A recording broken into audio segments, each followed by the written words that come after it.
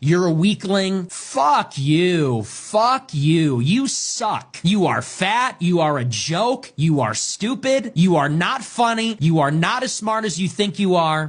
And honestly, and if you watch my show, you know I've been very critical. I've never been this far. This just goes to show this entire thing has been a scam. When we look back on the history of populism in America, we are going to look back on the MAGA movement as the biggest scam in American history. And the liberals were right. The MAGA supporters were had. They were. So here we see the white Christian nationalist, the more populist wing of the Republican Party, advocating for economic relief, a cut in government spending, and accountability in regards to the Epstein files. Now let's hear from their Trump loyalist counterparts. First, we'll hear from Charlie Kirk, then Tim Pool. That's fine. Honestly, I'm done talking about Epstein for the time being. I'm going to trust my friends in the administration. I'm going to trust my friends in the government to do what needs to be done, solve it, balls in their hands. I've said plenty this last weekend. So if you guys want to see my commentary on it, that's fine. So there we see a stark contrast in the white Christian nationalist and the Trump loyalist. And Tucker Carlson, someone I would describe as a white Christian nationalist, is looking for accountability in terms of the Epstein file. And we see Charlie Kirk saying he's going to trust his friends in the administration to take care of what needs to be done. This is Tim Pool, another far-right commentator. Let's read what he has to say here.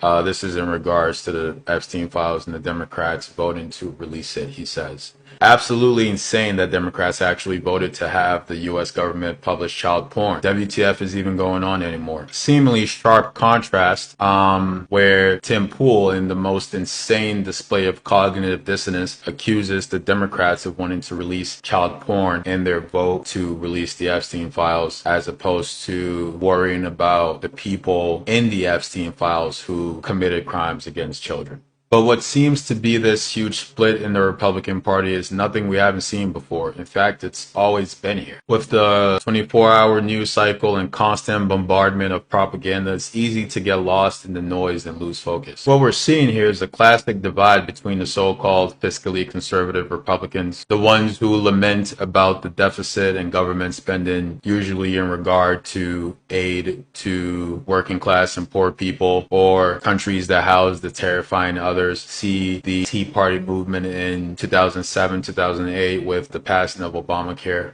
and hear Marjorie Taylor Greene railing against aid to Israel, which I'm not personally an advocate for. And then you have your loyalist Republicans who simply fall in lockstep with Republican leadership. In the case of the Tea Party movement, there were the Republicans who were railing against government spending, and then they got in power.